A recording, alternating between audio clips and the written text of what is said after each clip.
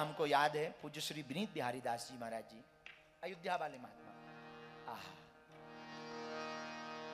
उन्होंने एक बहुत प्यारे चरित्र को लिखा, वो हमको याद आ गया।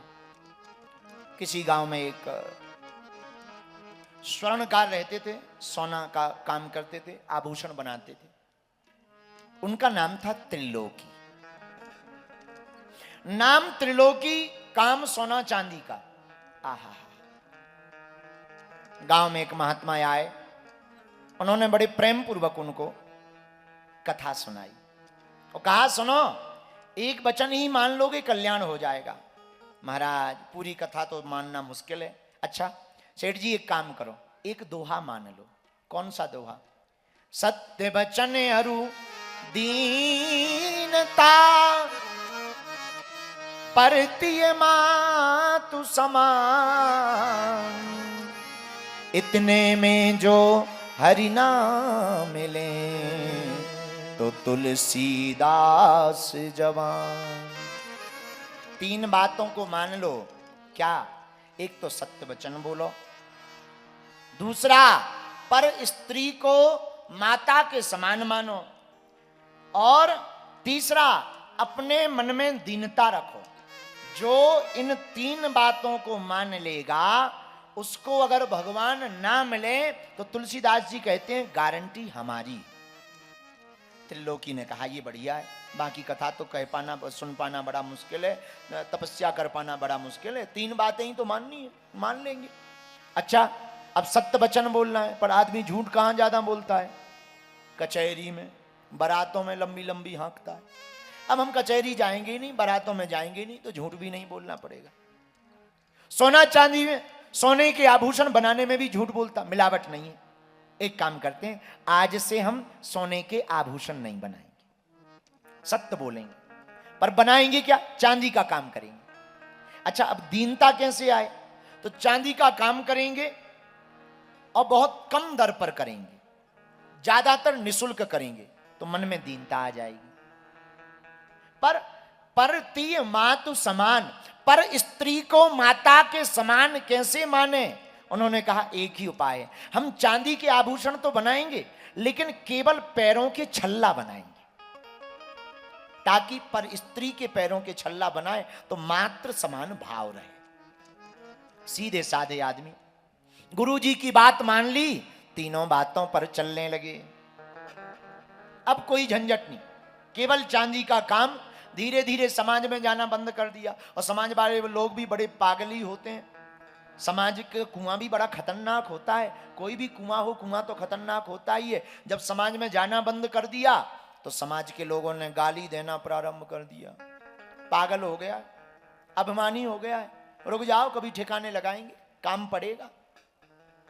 वहां एक राजा रहता था, राजा के बेटे का विवाह होना था। बहू के लिए आभूषण बनाने लगभग 400 स्वर्णकार रहते थे राजा के राज्य में। सबको बुलाया, त्रिलोकी नहीं गए। जब हमें सोने का काम करना ही नहीं है तो जाना क्या, कुछ पाना है नहीं तो जाना क्या। राजा ने कहा, हमारी बहू आनी है, सुंदर सुंदर आभूषण चाहिए। सभी साहूकार बोले, सरकार बनाने में हम लोग सब लोग कुशल हैं, पर योग्य बनाने वाला भी हमारे नगर में है, अगर आप कहो तो कल सहमति बनाकर उसका नाम दे दे। राजा ने कहा, हाँ दे दे, क्या बिगड़ जाएगा। दूसरे दिन सभी स्वर्ण का, सभी जितने कारीगर थे आभूषण बनाने वाले, उन्होंने त्रिलोकी का नाम लिख के दे दिया, ईर्षावश, ताकि राजा इसको दंड दें। एक तो ये बना नहीं पाएगा, और बनाएगा तो इसे कुछ मिलना है नहीं बनवाई, तो कम से कम इसे ठिकाने तो लगेगा। त्रिलोकी का नाम दे दिया। सिपाही आए, अरे त्रिलोकी जी, जी जी, जी सरकार, आपको राजा ने बुलाया है। हमें? अरे हम तो कुछ करते ही नहीं, हमें क्यों राजा ने बुलाया? राजा के दरबार में दो ही कारण से जाया जा सकता, एक, या तो हमने कोई अपराध किया हो, तो अपराध किया नहीं, और दूसरा कारण क्या होता है, कुछ चाहिए हो, तो हमें चाहिए भी कुछ नहीं। और अब बुलाया है तो मना नहीं कर सकते, चलते हैं, चलो।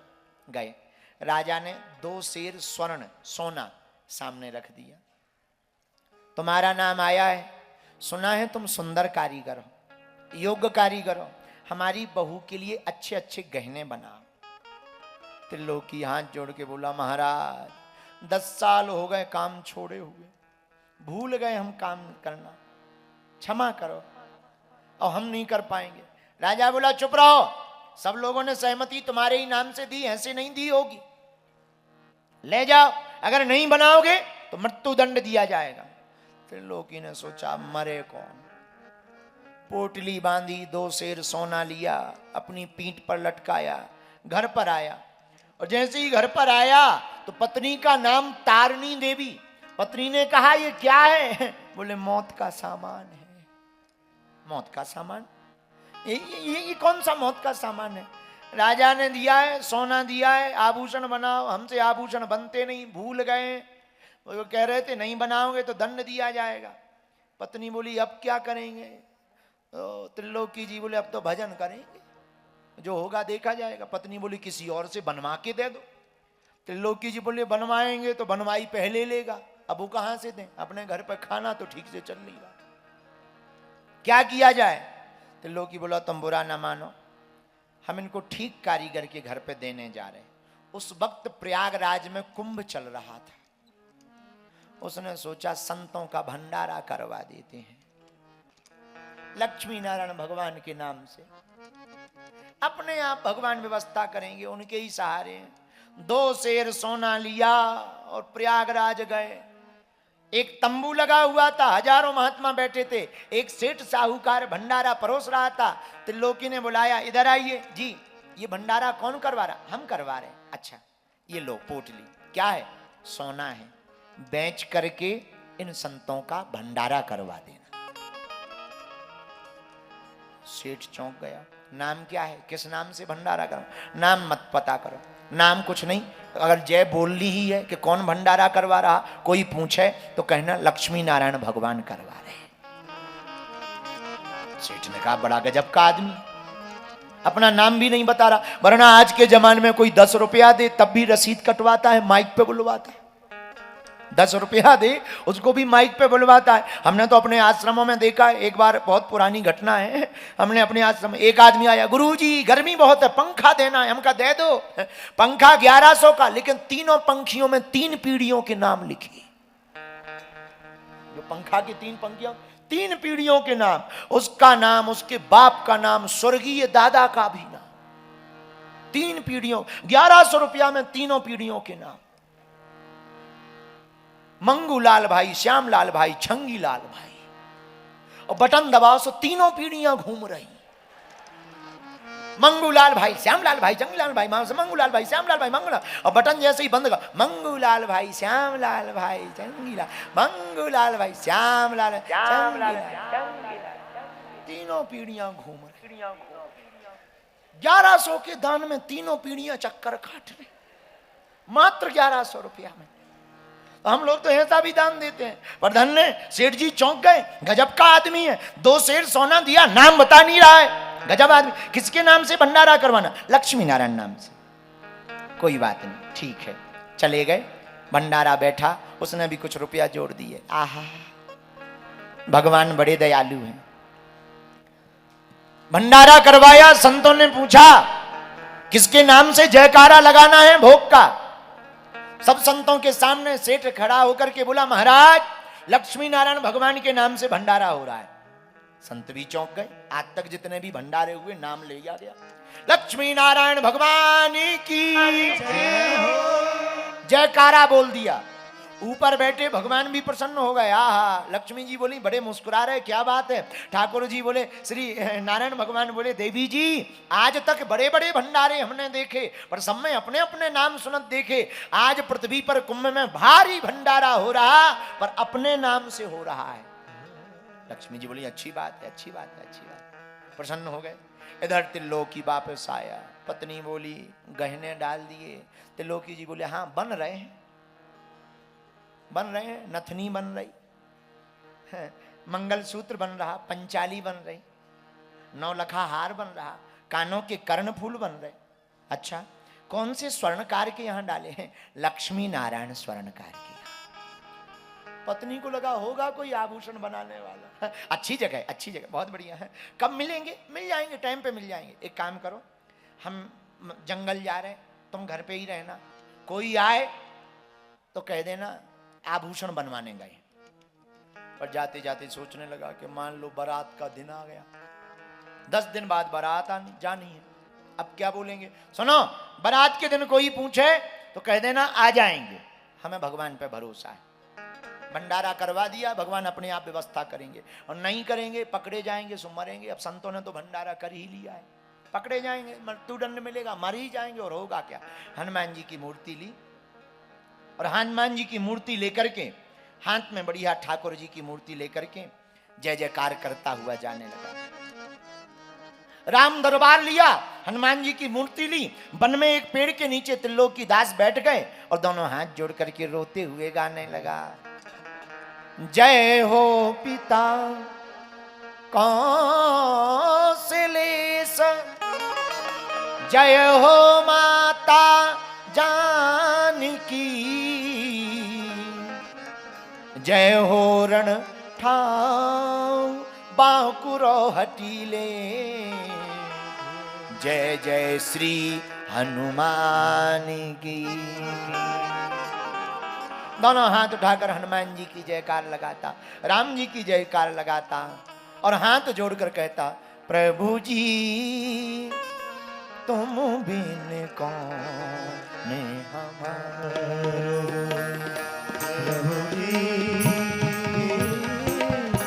तुम बिन कौन हमारा, हरि जी तुम बिन कौन हमारा, हरि जी तुम बिन कौन हमारा,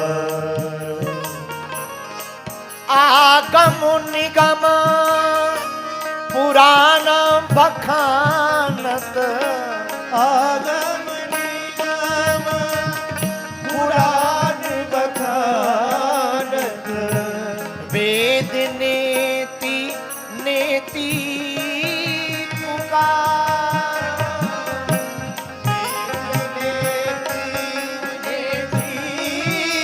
पुकारत, वेद नेति पुकारत,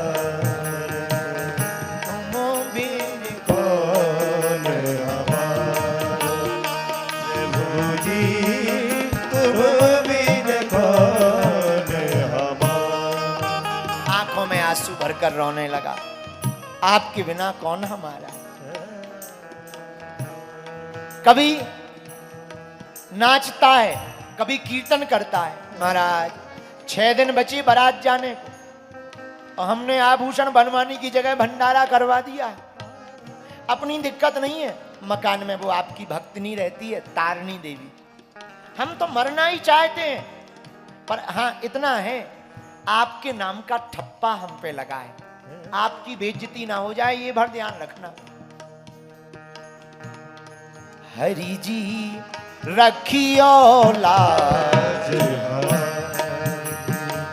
हरि रखियो लाज हमारी, रखियो लाज हमारी, हरि जी रखियो लाज हमारी, प्रभु जी रखियो लाज हमारी, प्रभु जी रखियो लाज हमारी, रखियो लाज, रखियो लाज हमारी। आंखों में आंसू भरकर रोने लगा। एक दिन शेष बारात के बचे, राजा परेशान, सिपाहियों को भेजा, जाओ त्रिलोकी अभी तक नहीं आया, घर पर पता करो, आभूषण कब मिलेंगे, कल बारात जानी है। सिपाही घर पर आए, आवाज लगाई, कहाँ है त्रिलोकी? वो तो गहने बनवाने गए हैं, कब आएंगे? आने का ठिकाना नहीं।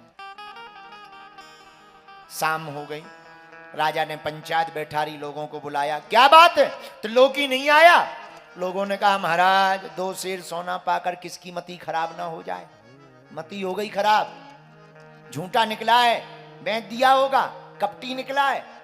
राजा को बड़ा क्रोध आया और तत्क्षण मृत्यु दंड का आदेश दे दिया। तोपों को बुलाकर कहा, जाओ इसके द्वार पर तोपें लगाकर उड़ा दो मकान को। सैनिक दरवाजे पर पहुंच गए। तारिणी देवी बेचारी डर गई, पर भरोसा था वो आएंगे, आप चिंता ना करो आएंगे।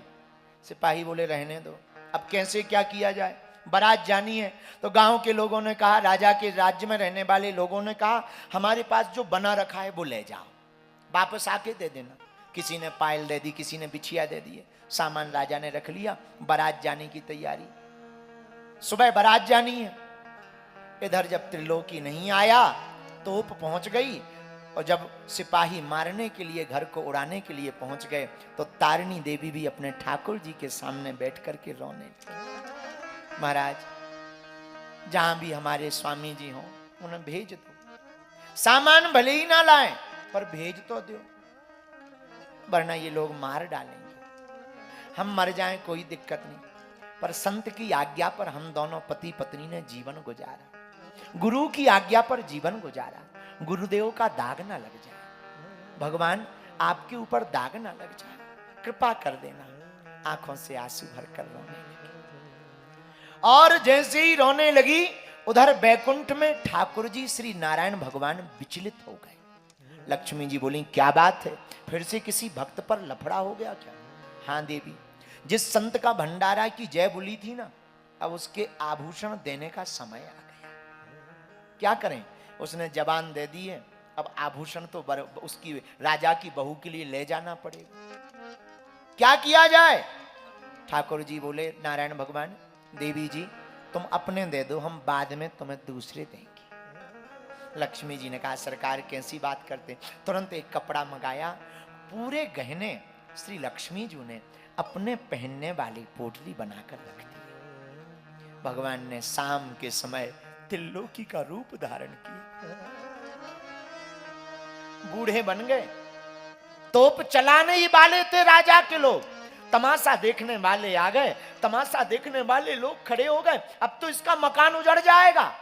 बड़ा बना था भक्त, बड़े गुरु की महिमा गाता रहता था, बड़ा नारायण लक्ष्मी नारायण करता रहता था, ले अब लग जाएंगे ठिकाने। आज इनकी भक्ति बिखर जाएगी, आज पता लग जाएगा सबको असलियत में कि ये पाखंडी है, कालनेमी है, भक्त के नाम पर पाखंडी है, ये गुरु का भक्त नहीं है, सब ऐसे ही है, और गुरु भी सब ऐसे ही होते हैं। इसने अपना धंधा भी त्याग दिया, धंधे से भी बर्बाद हो गया। आज लो राजा मकान और उड़ा देते हैं। भैया, इसलिए भक्ति के चक्कर में नहीं पड़ना चाहिए। आपस में गांव वाले बात करने लगे। तारिणी देवी बेचारी भीतर बैठी बैठी लक्ष्मी नारायण भगवान के सामने रोती है, प्रभु सुन रहे हो दुनिया के ताने, हम तो सुन रहे हैं, पर सरकार आज आपके ऊपर दाग लग रहा। इधर भगवान पोटली लेकर त्रिलोकी का रूप धारण करके प्रकट हो गए। उधर त्रिलोकी मरने के लिए वन में सोचने लगा, मरना तो है ही है, कीर्तन कर ले। में कीर्तन करने लगा। इधर त्रिलोकी का रूप धारण करके भगवान राज दरबार के बाहर आ गए। आवाज लगाई, राजा, अरे कौन है? हम हैं त्रिलोकी। अरे अरे, तुम्ही को तो ढूंढ रहा है, कहां गए थे? अरे कहां गए थे? सामान लेने गए थे, उठाने गए थे। कहां गए थे? बहुत दूर था, आभूषण यहां थोड़ी बन रहे थे। ओ हो, सिपाही बाहें पकड़कर अंदर ले गए। राजा ने कहा, क्यों त्रिलोकी, अभी तक क्यों आए? महाराज दूर था, आभूषण बनने में देरी हो गई, क्षमा मांगते। लाल कपड़ा बिछाया, बैठे त्रिलोकी। जैसे ही पेटी खोली, राजा आश्चर्यचकित हो गए। मणि माणिक्य से भरपूर आभूषण, ऐसे ऐसे आभूषण जो राजा ने कभी देखे नहीं। त्रिलोकी एक एक करके निकालता जावे। ये बहू की नाक की कील है, ये कानों के 3-3 जोड़ी फूल हैं, ये पांचाली है, ये स्वर्ण का मुकुट भी है। राजा ने कहा, हमने इतना सोना तो दिया ही नहीं था। त्रिलोकी बोला, महाराज आपकी भर बहू नहीं है, हमारी भी तो बहू है। राजा की आंखों से आंसू आ गए। ऐसा आभूषण कभी देखा नहीं था। भैया, हम लोग तुझे गलत समझते थे, क्षमा करो। तुरंत सिपाहियों को बुलाया, एक काम करो, जाओ उन तोपों को और जितनी सेना इसके दरवाजे पर लगी थी वापस लाओ। ये बहुत सज्जन और धर्मात्मा ईमानदार है, तत्क्षण रातों रात इसके भवन को बड़ा बनाओ और इनकी पत्नी को पालकी पर लाकर उनको भी स्वर्ण श्रृंगार से सुसज्जित करके घर भेजो। त्रिलोकी ने कहा अच्छा राजा, 5 बजे सुबह बारात जानी है, हम 4 बजे आ जाएंगे। ये पेटी तुम रख लो, वहां चढ़ाए में हम अपने हाथ से अपनी बहू के, हाँ हाँ तुम चलो, तुम भी चलना।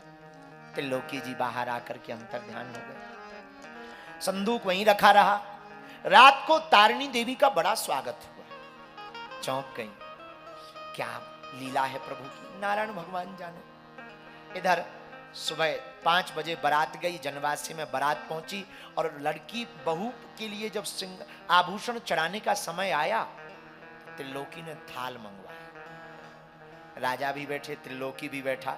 त्रिलोकी ने आभूषण की पेटी खोली, 2 थाल आए, क्योंकि पहले के जमाने में 2 थाल आभूषण मिलना भी बड़ी बात थी।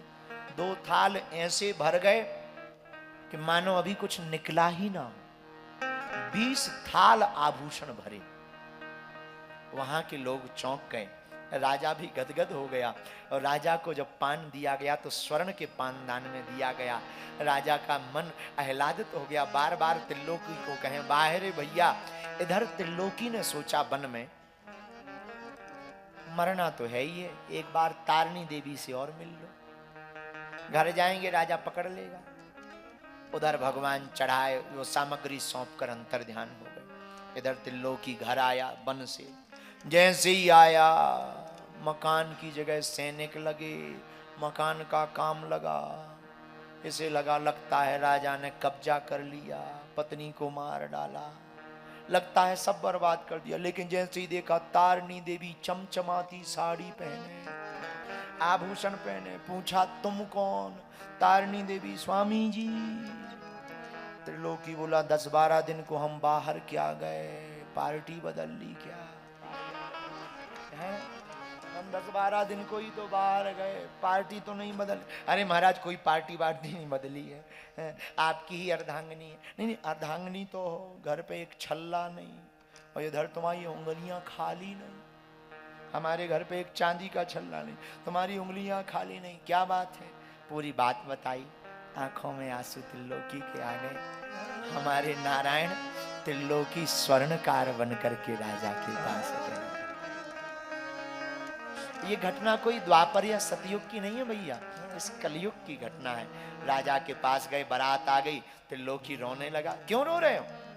महाराज दरअसल बात ये है कि हमने आपके सोने का तो भंडारा करवा दिया था, तो फिर आभूषण कौन दे गया? बोले हम तो वन में डले रहे, हमें नहीं है पता। पता लगा सरकार, हमको लगता है जिनके सुपुरत हम हैं वही आभूषण दे गए। वो आभूषण भी बड़े दिव्य हैं, राजा भी कल से ही सोच में था ऐसे आभूषण आज तक नहीं देखे। राजा की बहू भी गदगद हो गई, राजा भी गदगद हो गए। त्रिलोकी को गले लगा के बोले भैया आज तुम्हारे कारण हमको भी ठाकुर जी के दर्शन हुए, हमारे भी भाग जाए। गले लगाया और त्रिलोकी को कहा सुनो, अब सब हो गया है, अब बहू बेटा का विवाह भी हो गया, बहू भी आ गई। तुरंत राजपाट सौंप दिया बेटे को। त्रिलोकी से कहा भैया जिस स्वर्णकार के पास तू हमारे आभूषण बनवाने गया था ना, अब मुझे भी ले चल। सोना हाथ में लिया, वो आभूषण लिए, पर वो अब कहाँ मिलेंगे? तो मुस्कुराते हुए त्रिलोकी बोला हमें तो कुंभ में मिले थे, हमने तो कुंभ की संतों की दुकान में आभूषण बनने डाले थे पेट में, तुम भी यही करो। राजा ने भी उस दिन घोषणा की आज के बाद हमारे राज्य कोष का आधा धन प्रतिदिन संतों के भंडारे के लिए निकाला जाए। और संतों का भंडारा प्रारंभ हुआ। क्यों? क्योंकि जैसे आए हैं वैसे ही दुकान से जा सकते हैं वापस। उधर त्रिलोकी भी प्रसन्न, राजा भी प्रसन्न। इस कथा का तात्पर्य यही है विनीत बिहारी दास महाराज जी का, भैया गुरु की वाणी अगर कोई मान ले तो प्रभु का मिलना और प्रभु का कोई भी कार्य करना कठिन नहीं है। इसलिए हमको संतों की वाणी और गुरु की वाणी, भगवान की वाणी मान करके जीना चाहिए। चौपाई बड़ी प्यारी, सदे गुरु बै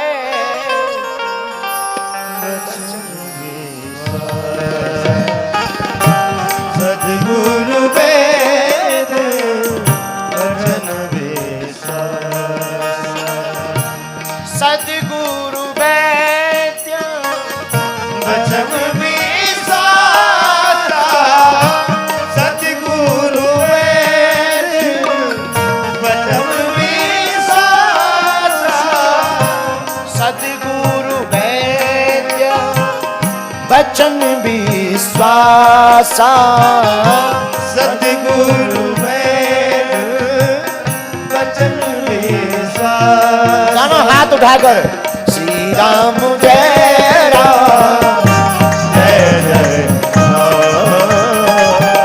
श्री राम जय राम जय जय राम। बोलो श्री राम जय राम जय जय राम। सदगुरु वैद वचन विश्वासा, लेकिन वो गुरु कौन है? जय जय जय हनुमान गोसाई हमारी नजर में तो जय हनुमान गोसाई। हाँ, कृपा करहूं गुरुदेव की नाई। कृपा करहु गुरुदेव की नाई। श्री राम जय राम, श्री राम जय राम जय जय राम। श्री राम जय राम जय जय राम। श्री राम जय राम जय जय राम। आहा हा, तो वो गुरु कौन है? हमारे हनुमान जी महाराज गुरु जी। पर हनुमान जी तो दिखते नहीं है, अब किसको गुरु बनाए? हाँ तो भैया सुनो, साधु संत की तुम रखवारे असुर निकंदन। राम दुलारे। हनुमान जी दिखते नहीं पर संत तो दिखते हैं। इनके चरण टेक लो, संत तो दिखाई पड़ते हैं। संतों के चरणों को पकड़ते ही हनुमंत की कृपा तुम पर स्वाभाविक हो जाएगी।